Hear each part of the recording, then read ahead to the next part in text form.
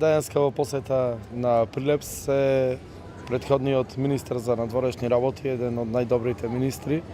во било која влада во Република Македонија за надворешни работи, господинот Никола Поповски, и пратеникот во Собранието на Република Македонија, господинот Јовановски. Во предвечерието на големиот празник македонски, посебно за Прилеп, 11 октомври,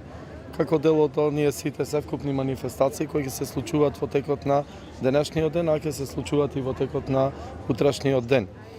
Пораката наша до нашите сограѓани, до сите во Република Македонија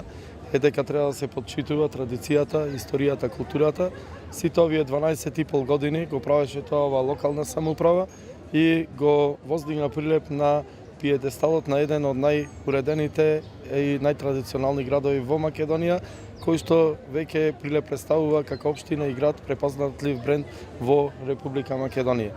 Ние во тој контекст ќе продолжиме и понатаму да работиме заедно со граѓаните, нивните идеи да ги претвораме во успешни проекти, а тие проекти надалеку да се слушаат за Прилеп, да се слушаат за градот Прилеп и да го препознават не само во Македонија, туку и надвор од Македонија. Прилеп, да напоменам дека овие 12 години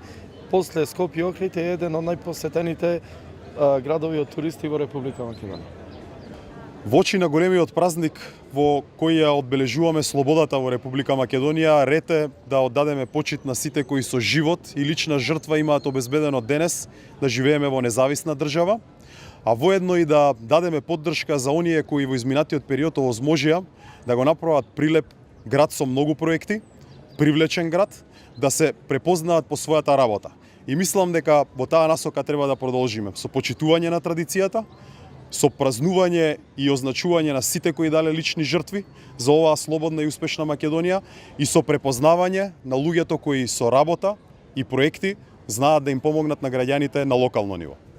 Мислам дека не можеме да ги